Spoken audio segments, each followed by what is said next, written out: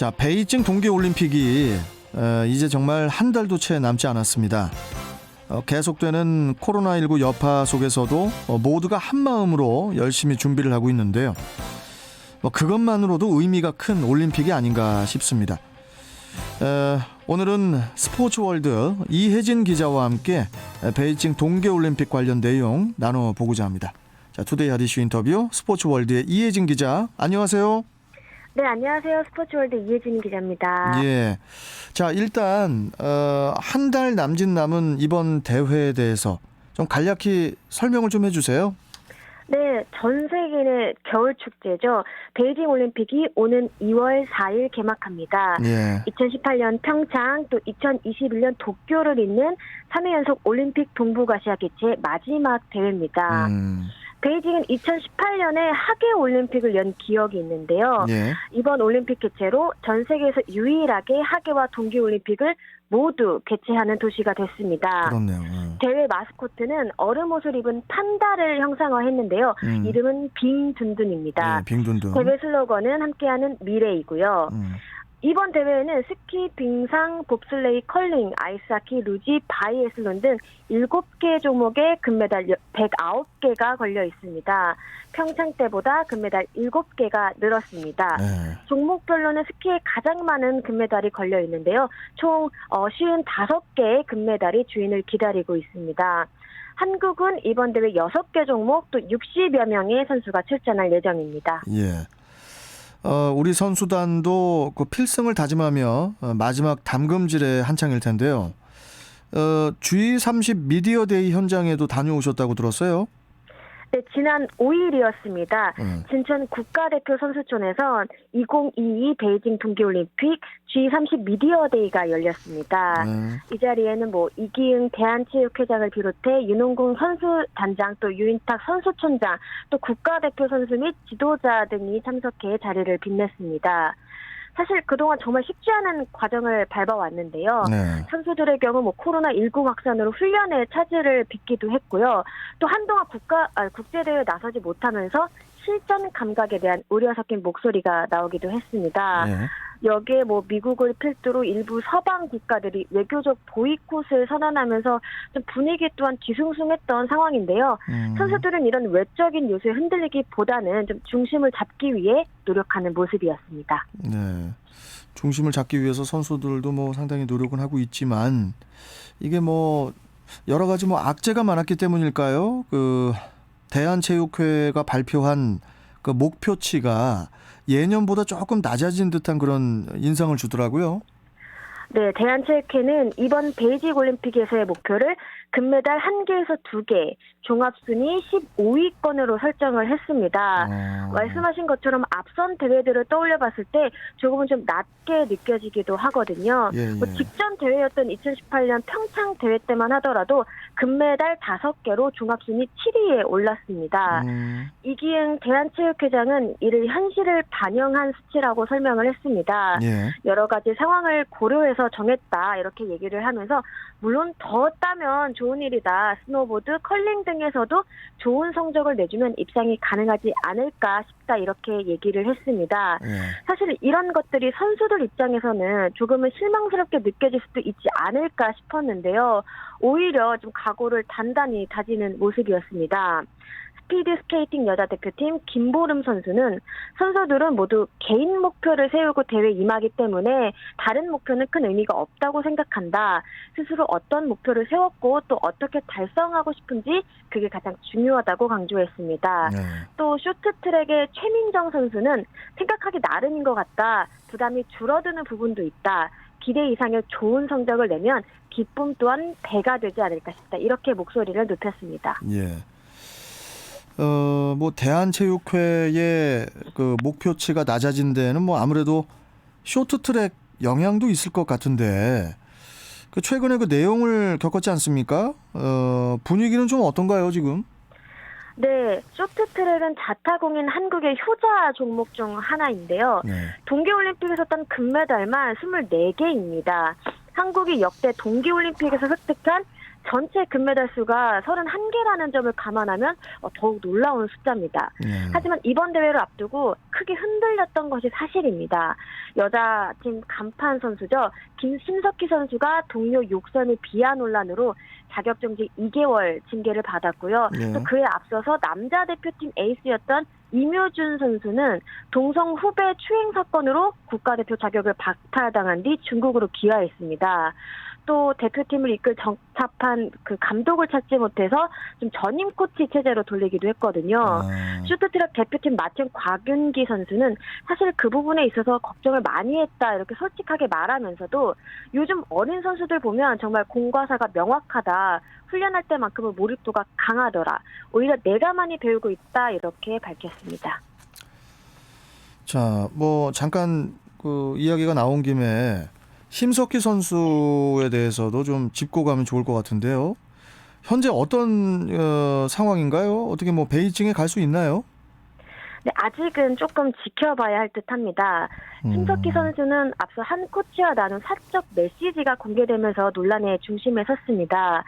해당 메시지에는 2018년 평창대회 당시 동료들을 향한 욕설과 험담이 담겨 있었을 뿐 아니라 고의 충돌이나 불법 도청 등을 의심할 만한 내용이 담겨 있었습니다. 네. 대한빙상경기연맹은 지난해 12월 조사위원회를 꾸려 심석희 선수에 대해 자격정지 2개월 징계를 내렸습니다. 동료 욕설 및 비하 발언에 대한 징계였고요. 나머지 의혹은 증거가 부족하다고 봤습니다. 문제는 베이징 올림픽 최종 엔트리 제출 마감 시한이 1월 24일이라는 점인데요. 징계를 그대로 진행하게 되면 베이징에 가기는 어려운 상황입니다. 그러니까 이제 이번 베이징행은 불발됐다고 봐야 되나요? 사실 아직은 아닙니다. 심석희 선수는 지난 3일 서울 동부지방법원에 효력 정지 가처분 신청을 했습니다.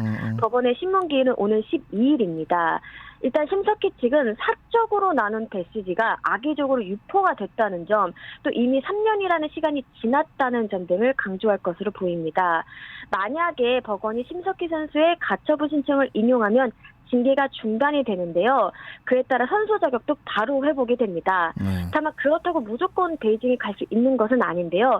연맹이나 대한체육회 경기력 향상위원회 등을 거쳐서 국가대표로서의 기량을 다시 한번 인정받아야 합니다. 심석희 선수는 논란에 휩싸이면서 최근 월드컵 대회를 모두 불참하는 등 실전 공백이 있는 상황입니다. 자, 다른 종목 얘기도 좀 해볼게요. 그 피겨 스케이팅은 또 얼마 전에 국가대표 선발전이 끝났죠? 네, 바로 어제였습니다. 경기도 의정부 실내 빙상장에서 전국 남녀 피겨 스케이팅 종합선수권 대회 및 베이징 올림픽 국가대표 2차 선발전이 있었는데요. 남녀 싱글에서 차준환, 유영 선수가 나란히 1위에 오르며 베이징행을 확정지었습니다. 차준환 선수는 평창대회에 이어서 2회 연속 출전 올림픽 기록을 세우게 됐고요. 이는 한국 남자 싱글 선수 중에 정성일, 이규현 선수에 이어 세 번째입니다. 평창 당시에는 한국 남자 싱글 역대 최고 순위인 15위에 오른 바 있습니다. 또 유영 선수는 생애 첫 올림픽 무대를 밟게 됐는데요. 한국 피겨는 남녀 싱글에서 올림픽 쿼터 딱 2장씩을 확보한 상태거든요. 차주환이나 유영 선수 외에도 남자 이시영, 여자 김예림 선수가 올림픽에 가게 됐습니다. 예. 자, 그리고 스키하고 썰매, 뭐 막판 스포츠를 또 올리고 있죠?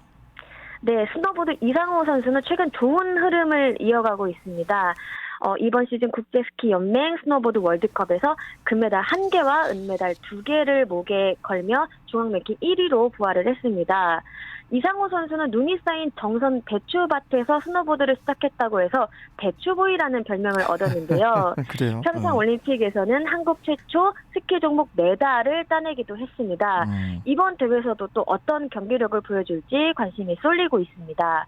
또 스켈리톤 윤성빈 선수도 부활을 꿈꾸고 있습니다. 한국 시간으로 지난 8일 열릴 월드컵 7차 대회에서 2차 시기 56.60 기록으로 전체 6위에 올랐습니다.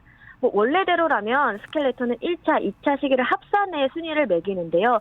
이번엔 주최 측의 실수로 1차 시기 기록이 무효화되면서 2차 시기 성적만을 반영을 했습니다. 네. 윤성빈 선수는 그 평창올림픽에서 아시아인 최초로 썰매 종목 올림픽 금메달을 획득했거든요. 아이언맨이라는 별명을 갖고 있는 만큼 이번에도 멋진 레이스를 보여주길 기대합니다. 그리고 이제 우리가 이제 언젠가부터 컬링 팬들이 상당히 많아졌잖아요. 그렇죠. 컬링 선수들의 활약도 기대가 크거든요. 어떻습니까?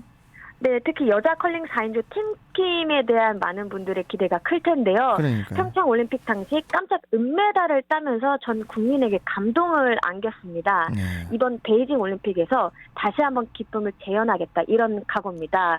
컬링 종목에서 유일하게 그 올림픽 그 티켓을 획득을 했습니다. 그동안 뭐 지도자 가족의 갑질을 폭로하고 또 소속팀이 바뀌는 등의 우여곡절이 많았는데요. 그만큼 더 단단해진 모습입니다.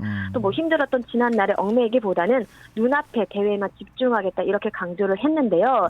임명석 대표팀 감독은 평창올림픽은 개최국 자격으로 나갔지만 이번에는 선수들 스스로 티켓을 따내서 나가는 대회이기 때문에 더 의미가 깊고 책임감이 크다 이렇게 좀 각오를 전했습니다. 그렇네요. 자, 그러면은 마지막으로 관중 부분은 어떻게 정리가 됐습니까? 어때요 지금? 베이징 올림픽 조직위원회는 지난해 9월 유관중 정책을 발표한 바 있는데요. 해외 관중은 받지 않고 중국 본토 거주자만 받기로 했습니다.